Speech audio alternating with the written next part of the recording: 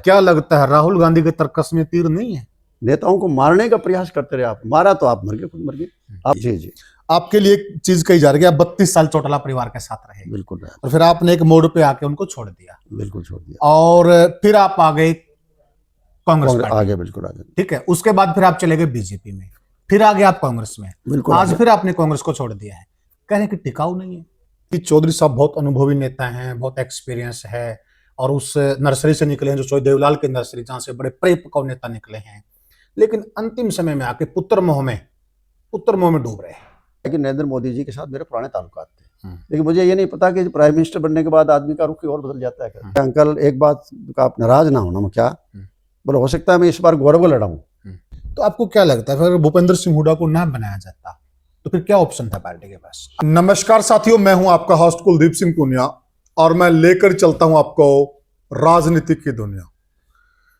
राजनीति की दुनिया की बात करो साथियों, कल एक इस्तीफा हुआ, और जो इस्तीफा हुआ वो कोई सामान्य लीडर का इस्तीफा नहीं हुआ।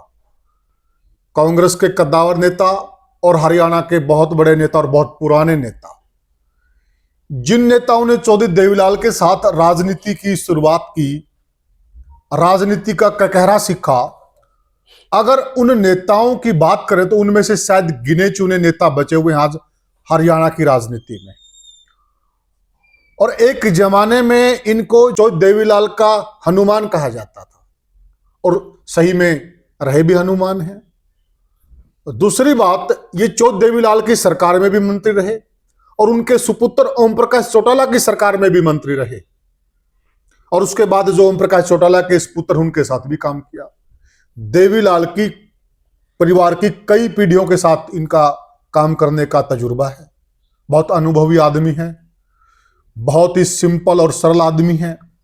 अगर हरियाणा की राजनीति की बात करें, जो बहुत बड़े बड़े पदों पे रहे हैं और विशेषकर वित्त मंत्रालय जैसा मंत्रालय संभाला हो, उनमें चौधरी वीरेंद्र सिंह है, चौधरी संपत सिंह है। ऐसे गिने चुने नेता हरियाणा के जिन पर कोई घोटाले के चार्ज नहीं, कोई आरोप नहीं है। अदरवाइज एक देसी कहावत है, जो किसी का पुंजड़ी भी हाथ लाएगी तो कड़ियां न कड़ियां बदनाम जरूर होया है। लेकिन हरियाणा में सिर्फ गिने चुने नेता हैं, और उनमें चौधरी संपत सिंह भी है। जानेंगे सारी बातें, सारी चर्चा करेंगे, मीठे सवाल भी होंगे और कड़वे सवाल भी होंगे। तो सबसे पहले चौधरी साहब राम राम। धन्यवाद आपका, आपको पुनिया जी बहुत राम राम। आप आए दूर से चल के, गाँव से चल के यहाँ। धन्यवाद। प्रोफेसर साहब, मुख्य सवाल पर आते हैं, क्यों छोड़ दिया आपने कांग्रेस?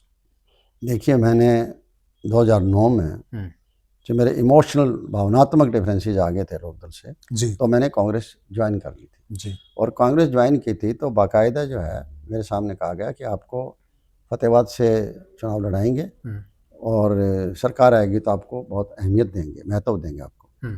ठीक है, मैंने ज्वाइन कर ली थी जी। करने के बाद उन्होंने बजाय फतेहाबाद के नलवा दे दिया, क्योंकि फतेहाबाद से बल्कि 5 बार जीता था लगातार। 82 में जीता, भट्टू था, फतेहाबाद में ही था, और 87 में जीता था, 91 में जीता था, 96 में जो बंसीलाल का शराबबंदी के नारे की वजह से मैं चुनाव हार गया था। लेकिन 98 में बाई इलेक्शन आ गई उसी सरकार में, उसी असेंबली के अंदर, तो फिर बाई इलेक्शन में जीत गया, फिर 2000 में फिर मैं जीत गया। इस तरह 5 चुनाव जो लगातार जीते थे, तो मेरी इच्छा थी वहाँ, लेकिन यहाँ मुझे नलवा दे दिया। ये नलवा एरिया चौधरी भजनलाल जी का एरिया था। 35-36 गाँव आदमपुर हल्के के थे, और चौधरी भजनलाल जी की धर्मपत्नी जो है श्रीमती जसवा देवी जी चुनाव लड़ रही थी। ठीक है, इसमें कोई दो राय नहीं, मेरे लिए बहुत मुश्किल था, लेकिन यहाँ के लोगों ने इतना सरांखों उठाया कि मुझे 11,000 वोटों जिता दिया। मैं इन लोगों का एहसान कभी नहीं भूल सकता। ठीक है, मैंने इनके लिए काम किए हैं, सेवा इनकी की है, एक एमएलए के रूप में सेवा की है। मैं ना तो मुझे कोई मंत्री पद दिया गया था, ना कोई पार्टी में कोई पद दिया गया था, एक एमएलए के रूप में काम किया। वो मेरे जो अनुभव थे, एक्सपीरियंस था मेरा, जो जिस तरह सिस्टम का पता था, उस सिस्टम से मैंने जो है ना, कहीं पानी की जरूरत पड़ी तो माइंडे निकलवा दिए, कहीं वाटर वर्क्स बना दिए। आजाद नगर एरिया शहर में ही है, आप भी जाते रहते होंगे, तो वहाँ जो है ना पानी था, ना सीवरेज था, ना बिजली थी, ना सड़क थी। कम्युनिटी सेंटर का तो मतलब ही नहीं था, तो कम्युनिटी सेंटर भी कई बनाए, पार्क भी कई बनाए, अब अपना हॉस्पिटल भी बनवाया। इसी तरीके से इसको सारे एरिया को ऑथराइज करवाया, निगम में लेके आया सारे एरिया को, और डाकखाना भी बना, फायर ब्रिगेड भी बना, काफ़ी चीज़ें यहाँ मैंने, अस्पताल भी यहाँ बनवाया था जी। चलो, काम किए, सारे किए थे। लेकिन उसके बाद क्या हुआ कि जब अहमियत नहीं दी गई तो जो मेरी वजह से सीटें आई थी, जो पहले लोकदल की हुआ करती थी वो कांग्रेस को आई थी। कौन सी आई थी? ये आपका सबसे पहले तो नलवाई आया था, उकलाना आया था, बरवाड़ा उस टाइम आया था। फतेहाबाद के लोगों को इस चीज का निराशा थी, विरोध था कि संपत सिंह यहाँ से क्यों नहीं लड़ाया कांग्रेस ने, तो इसलिए उन्होंने फिर आजाद कैंडिडेट प्रहलाद सिंह गिला खड़ा कर दिया। तो ये चारों मदद तो कांग्रेस की ना। चीफ मिनिस्टर के उस टाइम बनने के लिए आपको 45 सीट चाहिए थी, आपका तो 40 ही आई थी। बिल्कुल। और उस 40 में ये हिस्सा भी था। बिल्कुल। और बाकी मैं नहीं कहता कि कितना मेरा ज़्यादा आ रहा है, कहीं 500 का, कहीं 400 का, कहीं 1000 का, कहीं 100 का, क्योंकि मेरी बहुत लंबा राजनीतिक जीवन रहा है। तो इस वजह से जो है ना वो वोट भी कांग्रेस पार्टी को पड़े थे।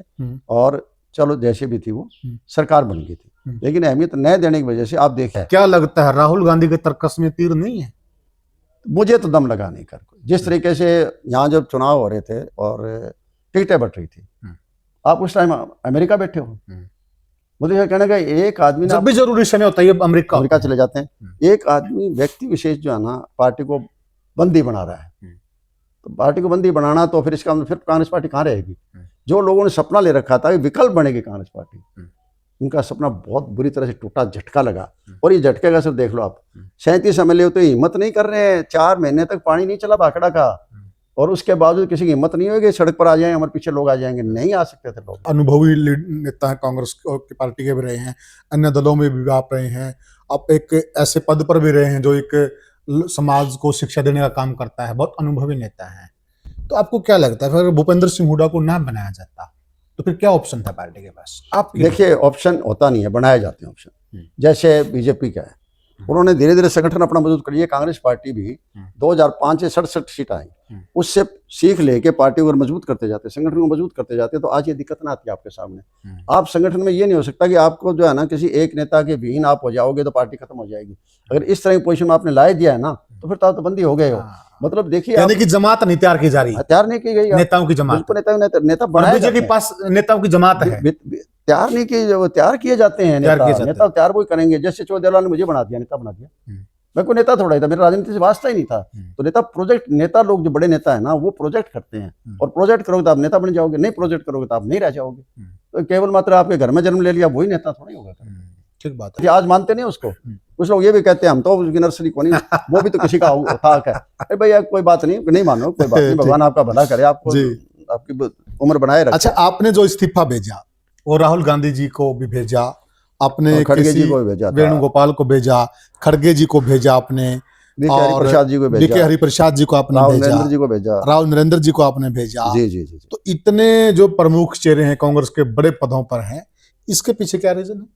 मेरा देखो, ये मैंने उनको जागृत करना था कि देखिए ये हो रहा है, ये होने लग रहा है, इसलिए मैंने उनको ये डिटेल भेजी, सारी की सारी डिटेल, कि किस तरीके से जो लोग जिन्होंने 2005 में सरकार बनाई थी, उन लोगों को किस तरह दरकिनार किया गया। जो भजनलाल परिवार कांग्रेस के लिए बहुत बड़ा परिवार था, जो बंसीलाल बहुत बड़ा परिवार था, राव वीरेंद्र सिंह जी का बहुत बड़ा परिवार था, चिरंजीलाल शर्मा जी का बहुत बड़ा परिवार था, इसी तरह से और बहुत परिवार थे। नेताओं को मारने का प्रयास करते रहे, आप मारा तो आप मर गए, खुद मर गए।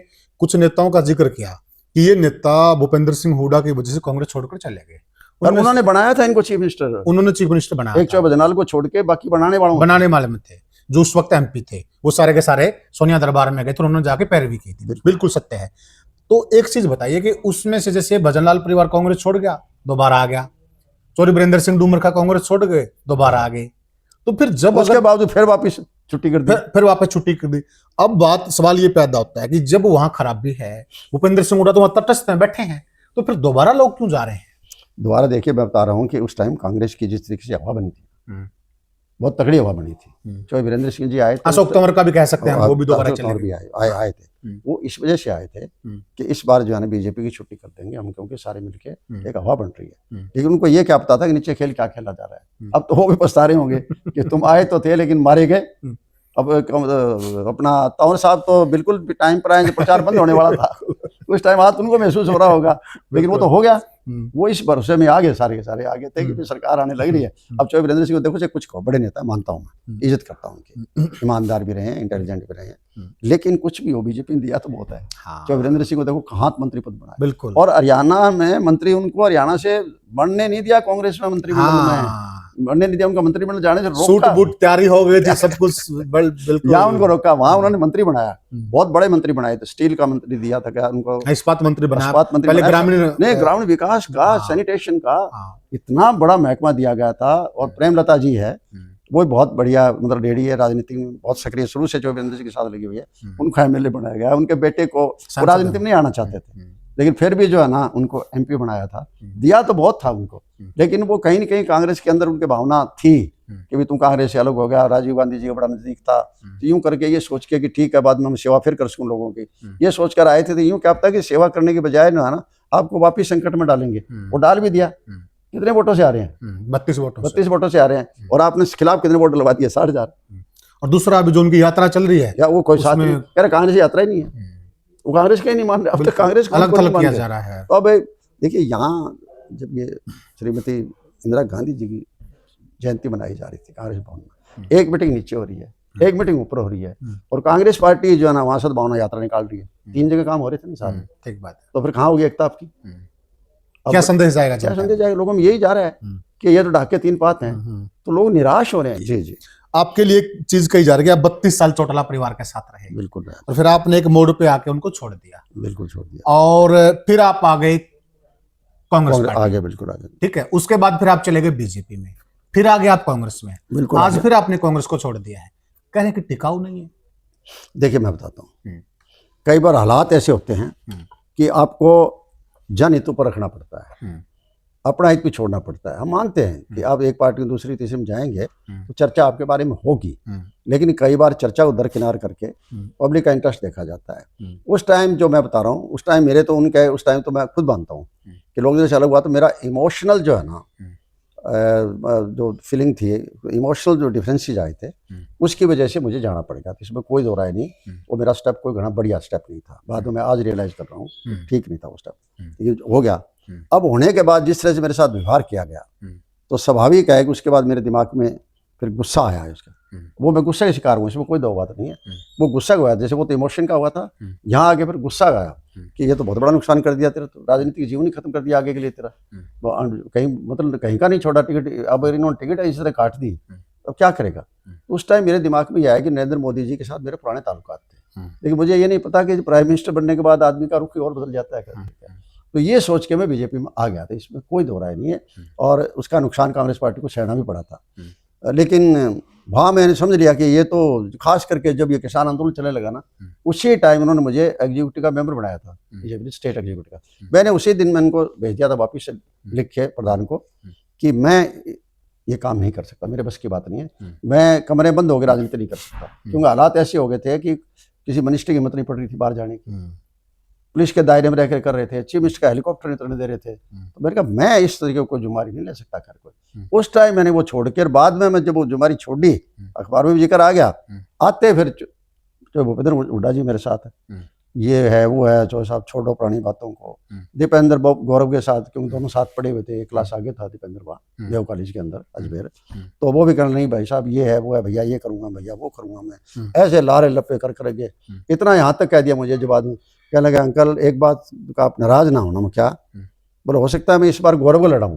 मैंने कहा यार मुझे तो कोई नाराजगी को नहीं, कैसे लड़ा देना चाहिए, कोई बात नहीं, गौरव को लड़ा देना चाहिए। बोले इतना तो यहाँ तक इतना इमोशनल कर दिया फीलिंग में ले करके, इमोशनल तो मैं हूँ, इसमें कोई दो राय नहीं कर पाई। आउट ऑफ इमोशन कई बार इस तरह की बातें हो जाती है कि ये सोचा कि इतना बात है तो हम अच्छी हैं, आफ्टर ऑल जो है ना कोई ज़्यादा वो हम कहते हैं ना कूटनीतिज्ञ वाली बात मेरे में नहीं थी करनी, और उस वजह से मैंने जाना पड़ गया। अच्छा, एक चीज़ और कही जाती है कि चौधरी साहब बहुत अनुभवी नेता हैं, बहुत एक्सपीरियंस है, और उस नर्सरी से निकले हैं जो चौधरी देवलाल की नर्सरी, जहाँ से बड़े पकड़ नेता निकले हैं, लेकिन अंतिम समय में आके पुत्र मोह में डूब रहे हैं। अब देखिए मैं ये नहीं कह सकता कि मुझे पुत्र का मोह नहीं है, हर एक को होता है, अपना पुत्र का मोह भी होता है, अपने परिवार का मोह भी होता है, अपने लोगों का मोह भी होता है। लेकिन केवल ये कह देना भाई पुत्र है तो क्या पुत्र का कोई बिना पुत्र की राजनीति को कर रहा है क्या, तो पूछने वाला हो तो जो लोग कहते हैं उनको ये पूछो ना कि जो जिनको राजनीति कोई ज्ञान नहीं, लेकिन सिर्फ एक तकदीर किस्मत के सारे आ जाते हैं, उनके बेटे क्या राजनीति में आए नहीं है क्या?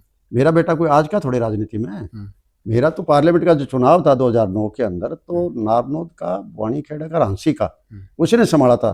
और मेरी वाइफ जो है ना उचाणे 10 दिन तक जो है ना उचाणे की दुकान के ऊपर एक मकान लेके और वहाँ रही थी, उचारने रही थी। हमारे परिवार में हम तीनों ही थे काम करने वाले, चौथा तो हमारे साथ कोई था ही नहीं, और बच्चे तो बाद में बड़े हुए, मेरी वाइफ 2 ही थे। और वो की बात नहीं है, देखो बच्चे इसी काम में काम कर रहे हैं, ना उनका कोई कारखाना है, ना उनके पास कोई फैक्ट्री है, ना कोई और चीज़ चला रहे हैं, अच्छी एजुकेशन ले ली और मेरे साथ काम कर रहा है। दूसरा बेटा अपनी नौकरी कर रहा है। कहीं भी आपका परिवार का जिक्र, कहीं भी कहीं नाम आता हो, आप बताओ, बेटे कहीं नाम आता हो, कहीं आता हो संपत सिंह होम मिनिस्टर था, इसके बेटे ने ये कर दिया हो, या कहीं कोई चीज़ करती हो, कहीं नाम आएगा तो अच्छाई में नाम आएगा, वो क्यों नहीं इच्छा रखेगा? और क्यों नहीं माँ बाप अपने को उनके ऊपर आशीर्वाद देंगे?